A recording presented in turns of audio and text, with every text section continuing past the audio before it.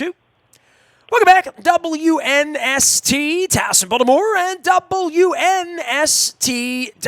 We are almost off to South Beach and Miami and Fort Lauderdale and Chiefs and Mahomes on this side and Garoppolo on that side.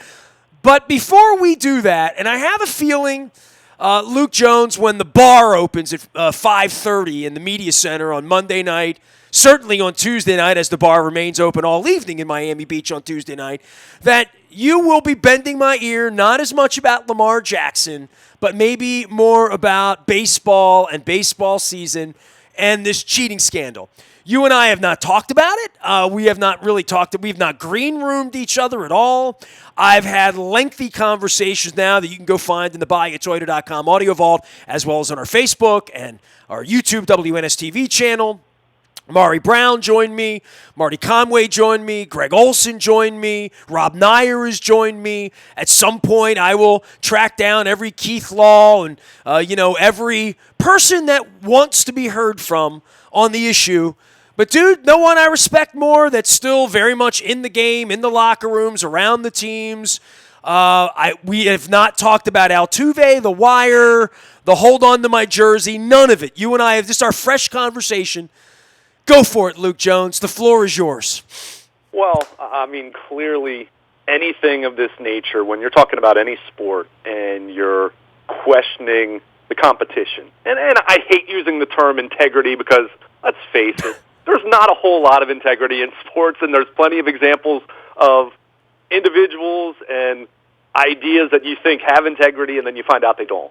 So, but it's still disappointing when you find out nonetheless. But if you're talking about the competitive aspect of the game, you can talk all you want about the characters, the personalities, off-field problems and scandals, but the actual game itself on the field, whenever that comes into question in any sport, this is why people harp so much on officiating in every single sport, but anytime that comes into question, you have a major problem. That's when you start to wonder about that line between what's sports and what's something like pro wrestling, sports entertainment, where the outcomes are not legitimate. So, I mean, it's clearly something that's very concerning. It's something that's not new. If you go back to the Red Sox with the instance with the Apple Watch a few years back, but this is also why Rob Manfred came down so incredibly hard on the Astros, at least the organization. We can talk about the players in a moment, but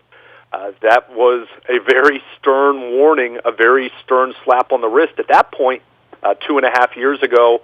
And clearly the Houston Astros, at least some members of the organization, certainly all players either knew about it, benefited from it, were aware. If they consciously objected. Well, I mean, Altuve let them all know when they tried to rip his shirt off. Like, right, hey, dude. It was like the Fonz, dude. It was like unbelievable, right? That part's still conjecture, though. I mean, there's still no evidence about buzzers. There's talk about it. I'm not saying there isn't buzzers, but that specific instance, there are lots of players who have weird, little idiosyncrasies. I mean, Adrian Beltre famously hated players touching his head, for example. So I don't know. And look, if more evidence comes out that buzzers are a legitimate thing, then I'm not going to bat an eyelash because we've already seen the links that the Astros would go with banging on trash cans, having lower-level personnel in their replay room, relaying information to players in real time. I mean, Alex Cora, another individual, I was talking about this, another individual who regarded so highly as far as his character and things he's done off the field. He was the coach on that staff that was the mastermind behind this. So, I don't know. I think we're still peeling back the onion, dude. Oh, right? Sure. This story isn't over. But I said we're not even at daylight in this story. Like, you know what I mean? Like, if it's a 24-hour cycle, the sun hasn't come up yet. I mean, right. This is the car crash at 4 a.m., and it's about 5 a.m., and the sun's coming up now, and the light is coming out, right? And you start to see pieces of videotape, and Strasburg with Rosenthal, and Rosenthal saying, why didn't you want your shirt off? Maybe, see, like people in on this in the same way Boswell was in on Canseco and steroids in 1988 and was pariahed for a decade until Ken Caminiti came out, and then guys start dropping dead, and then everybody's pointing fingers at everybody. You know, anything that's this systemic that involves and dude, you mentioned WWE, and I'm going to keep bringing this up, and it's not because of it being fixed or the chicanery of all of it, or any of even the steroid references in Dr. George Saharian, and all of the stuff that I've lived through, and I'm being a little older, but the WWE part was so kayfabe that if Bruno Sammartino and George the Animal Steele were having dinner together in Little Italy later that night. There was no internet to put a picture up to say that, like, hey, that they don't really hate each other, even though they were in the steel cage match 2 hours ago, right? And whatever the WWE secrets were about how to bleed, how to take a fall, who's running the company, all of that stuff the fans were not allowed in on. Man, there's a whole baseball thing with these unwritten rules, and I mean, they threw me out of there 15 years ago because they didn't want me exposing any of their kayfabe truths. And there's a lot of that goes on, and you're around it more than I am, but that's the part for me that when you're going to bring 40, 50, 60 people in, like Mike Fires, and then you're going to fire them, and you're going to send them out, let them play across the street, and they're going to play somewhere else, and coaches are going to get fired, and they're going to get hired, and coaches are going to get up the tree. It's like keeping the bounty thing quiet in the world of Greg Williams, right? Like, it was all cool while it was going on, and you could make $5,000 for hurting the quarterback or $100,000 for, hurting the running back or whatever that thing was, that code that. The same thing with Belichick and the systemic cheating there, where I saw that Dean Pease retired the other day, right? Well, they threw Dean Pease off the ranch 15 years ago, and he came to Baltimore pissed off and saw they were cheating and told his buddy Pagano. This is how it works. And whether books get written later about it or whether quite frankly, in baseball, Luke, it's a brushback pitch. I don't know how Jose Altuve is going to get into the batter's box. I keep wondering about that because – again, it's 5 a.m. The sun's just coming up, dude. You know what I mean, on this story. Yeah, and I think, what's interesting about it is seeing reaction, and I forget who made the point. Probably a baseball writer. I saw this on social media. I mean, everyone's had a take on this over the last 7 to 10 days. I mean, that's obvious, and goes back even, go back to when The Athletic first, really put out the meat to this story back in the fall. But I think what's really going to spark meaningful change here or not change in the sense that this was already against the rules using technology. Let's be very clear about this. Sign stealing, ball players trying to sign steals has existed since there have been ball players. That's not, sign stealing in and of itself is not illegal. I mean, Tim Flannery wrote, at length about it, and there's a guy that, I spent a lot of time with out in San Diego that just said, I put a camera on your guy, and we did, this is what we did. I mean, and this is like, Greg Olson said, guys get off the path. You know what I mean? Like, and right. I thought that was kind of a funny thing for a 15-year major leaguer to say off. I don't know where the path is. Is the path scuffing the ball, Vagisil-ing the ball, stealing signs, using the cameras are everywhere. I don't know at what point, Cora goes from being one of the good cops to being one of the dirty cops, Right. And that's, we have this kind of stuff in every sport, the gamesmanship, the bending of a rule, but the corking of a bat. Anyone who looks at this, this isn't crossing the line. This is going so far beyond the line that you're hurting your neck looking back to see where the line used to be. But it's the world we live in with technology. And millions and millions of dollars at stake on every at-bat. Let's be honest. No question. This is different than your job, even if you replace air conditioners and you break an air. These literally... Altuve is going to make $50, $100 million more. I mean, go back to the steroid era and go back to, I don't know, pick a player, any player that, Brady Anderson, where the stats were before a certain line around 1995, 96, 97, 98. Look at all the home runs, look at all the production, look at all the chicks digging the long ball. And then, look at Mike Messina and Kurt Schilling and these guys trying to get into the Hall of Fame.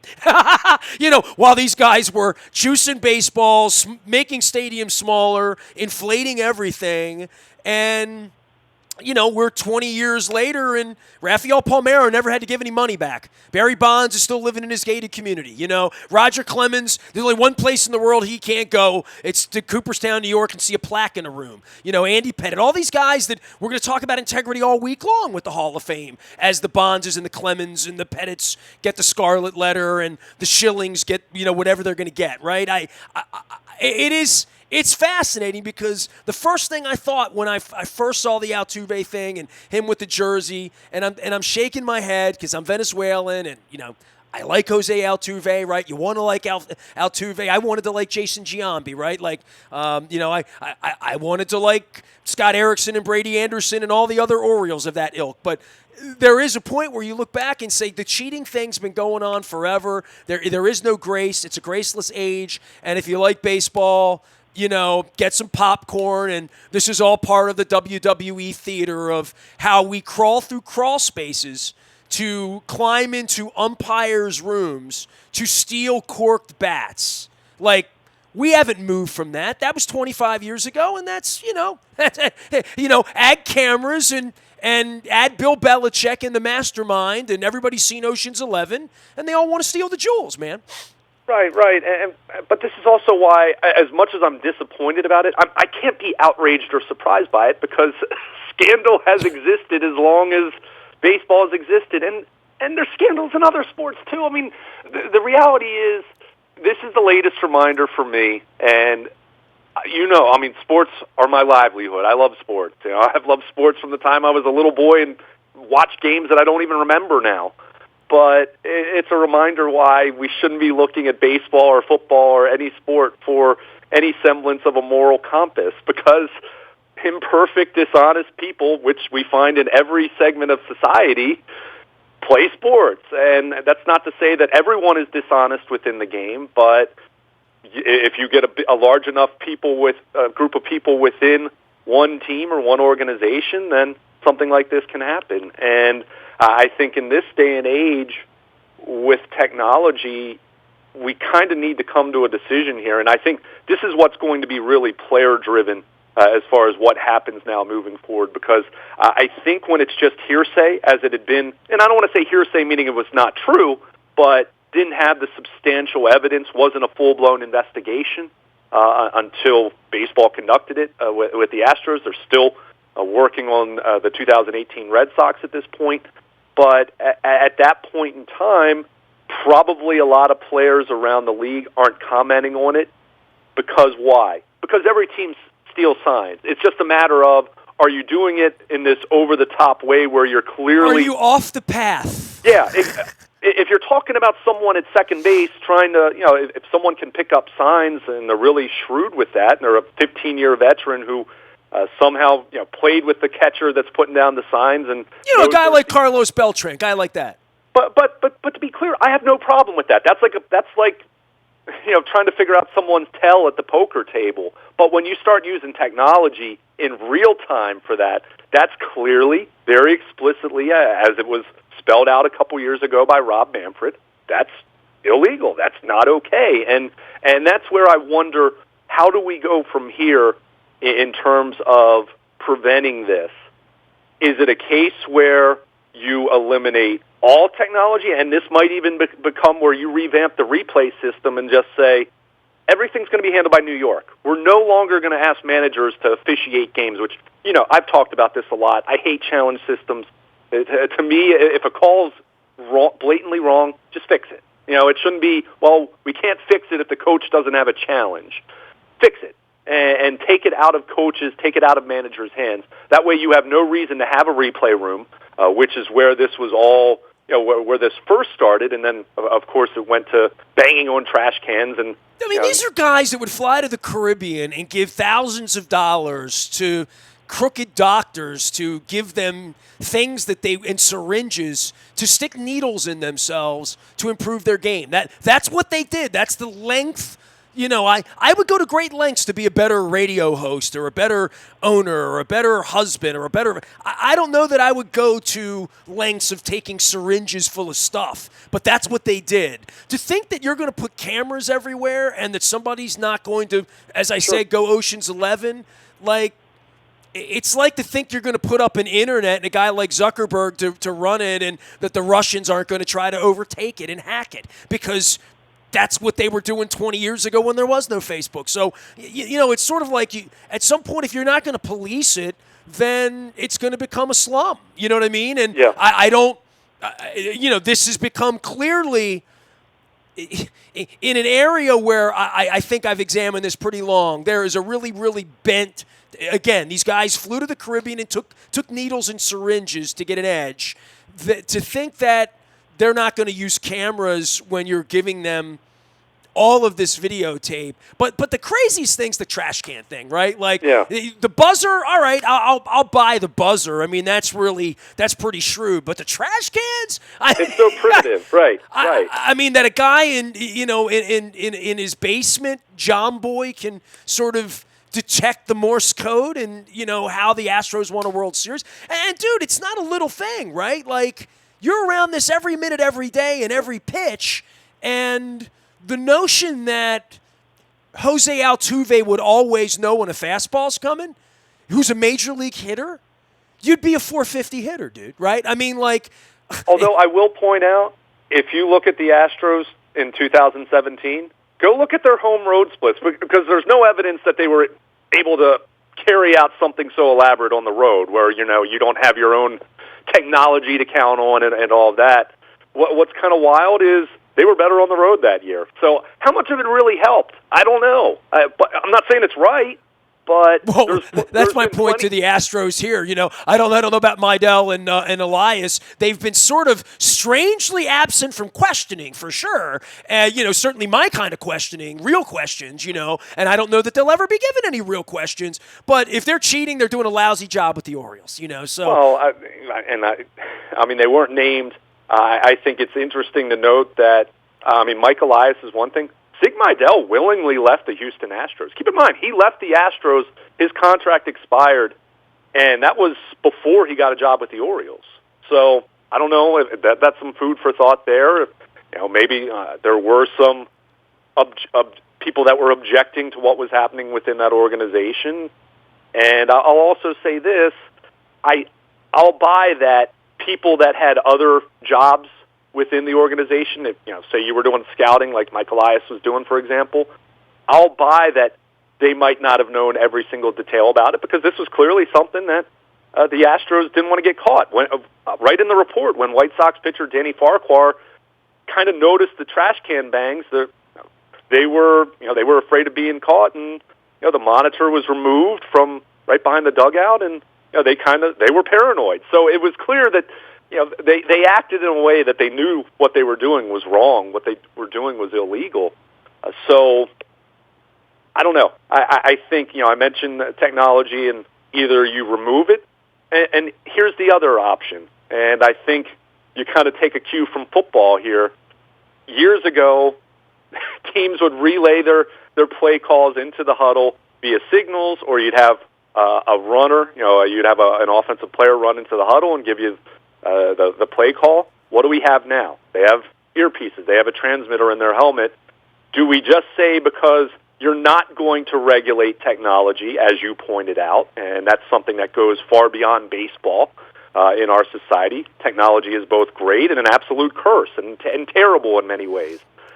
Do you just say, well, guess what? We're going to alleviate sign stealing by doing what? We're going to eliminate any need for signs, and we're going to have the pitching coach in the dugout with a headset, and the pitcher wears an earpiece, and the catcher wears an earpiece, and they relay the pitch selection there.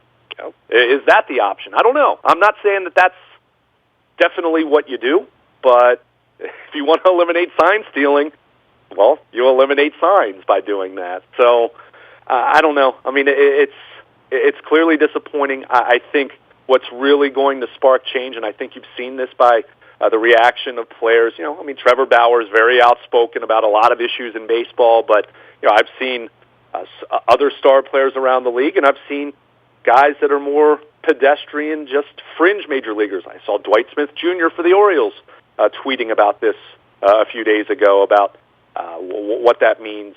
I think for me, you mentioned the numbers that Altuve puts up, or the numbers that some of these Hall of Fame caliber players of the 90s or early 2000s put up. For me, it's not even so much about those individuals, because I don't think a bad player becomes a great player from, if someone's trying to relay some signs for you, because, there have been players over the years who said they hated it and it actually got in their head and messed with them. So I don't know. Trying to comment on that, trying to have some commentary on how much it really helps someone, I have no idea. But I do know that there are lots of fringe major leaguers over the years and guys that hurt in certain spots, guys that have been made to look bad in certain spots. Someone who came to mind for me right away, 2017 World Series, Yu Darvish. Remember how disastrous that series was for him? I think he had 2 starts and he gave up 9 runs, and I don't think he even got through 4 innings of pitching in 2 starts. You're talking about an all-star pitcher there, and how much of that had to do with potentially sign stealing? I don't know, but it certainly impacted the stigma that he's dealt with ever since. Now, I'm not feeling too sorry for him from a standpoint of he's made a lot of money, and think about fringe quad A major league types who get a cup of coffee, and if they were lit up because the Astros were able to pick up on their catcher's sign sequencing, then they might have lost their chance to ever be in the major leagues again. So those are the individuals that I feel for more than anyone else. But I think if you're really going to spark meaningful change here, because it was very apparent that based on the report, even though I think Rob Manfred very deliberately was forgiving of Crane, because why? The commissioner works for the owners. We know that in every sport. But I think what was clear about that report was it seemed as though it was very much player-driven, and Alex Cora being kind of the exception to it. A.J. Hinch did the whole close his eyes and close his ears, la la la, don't want to know about it. I'm not excusing him, but it was very clear that the players took a major role in this, and I think if this type of stuff is going to be curtailed moving forward, and this type of stuff is going to be prevented in the future, I think it's going to have to be the players, and more specifically the Players Union, coming forward in the same way that the Ken Caminiti SI article really was the impetus for making drug testing a reality in Major League Baseball. Before it was, lots of talk, lots of discussion, lots of speculation. Well, in the old days, Mike Fiers couldn't have blown the story. He would have needed Tom Verducci to tell that story, right? In the modern era, you could put the receipts up on your Twitter if you want, right? Like, that is the difference with journalism now, right? Like, you mentioned the Caminiti story. Verducci was also, given the scarlet letter. He works in Major League Baseball now for not staying kayfabe. You know what I mean? Right. Like, and that's what I'm talking about. These industry secrets and these dirty secrets. Look, we're going to sit at the Super Bowl all next week and talk about all the drugs, all the doctors, all the pain, all the violence, all the, the emotional and all the distress of being a football player in the aftermath of all of it.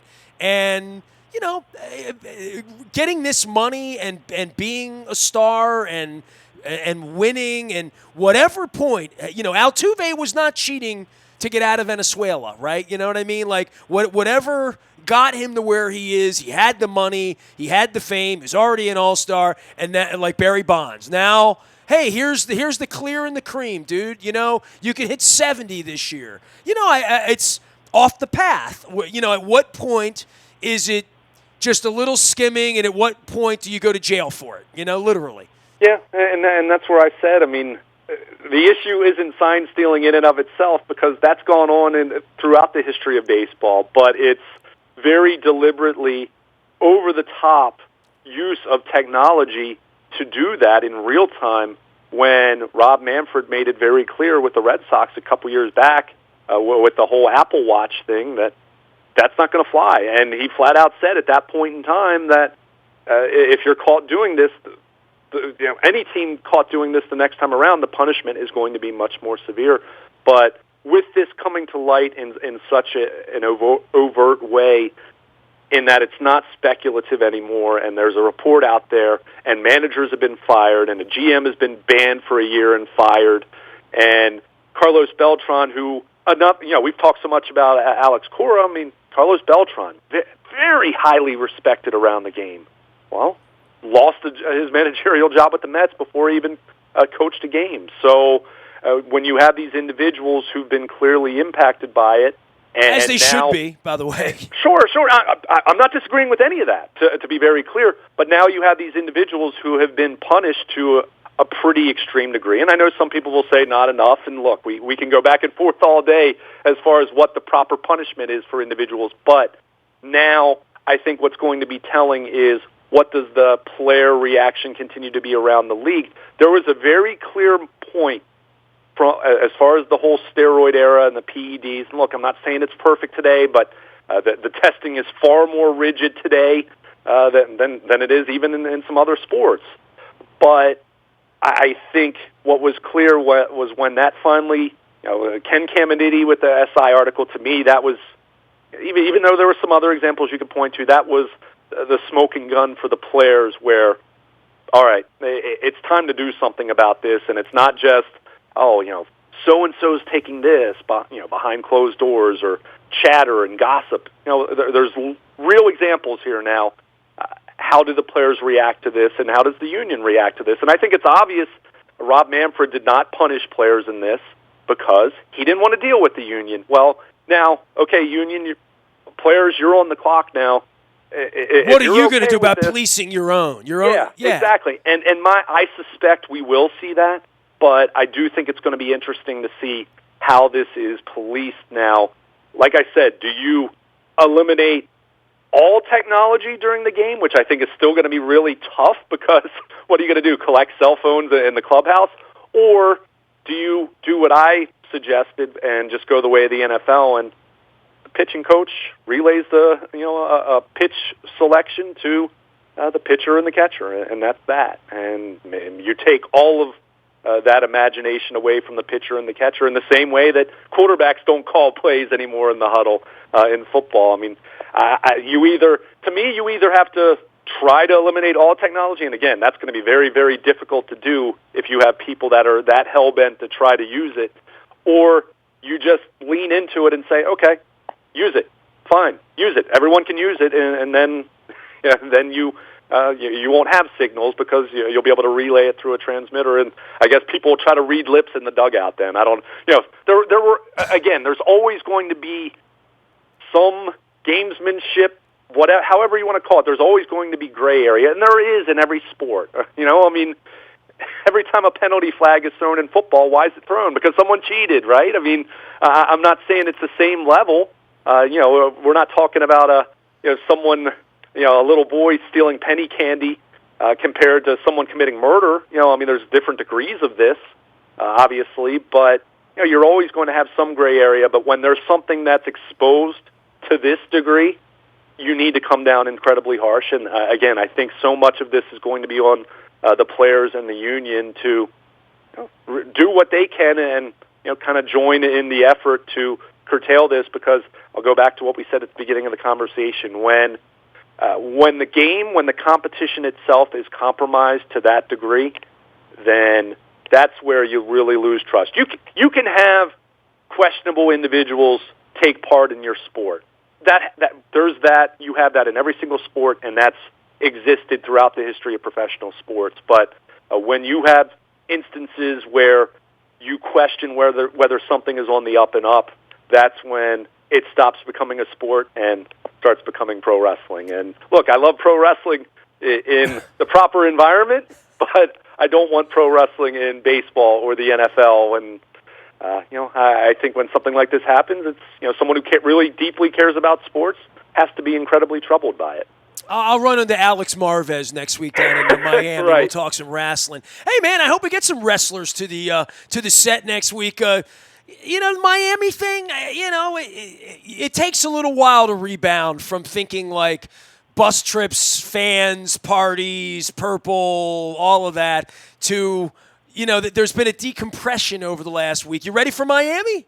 Yeah, I'm ready. I mean, as I said to you, we need to have a counter of how many people ask what happened to the Ravens and just see how that goes. But, hey, Miami, it's going to be fun. I mean, we've talked about it already. I think it's a really good Super Bowl matchup. I think interesting, contrasting styles, and that always makes for a fun matchup. And, I think very clearly, and I'll stand by this, the Ravens were the best team in the NFL in the regular season this year. I'm not going to deviate from that.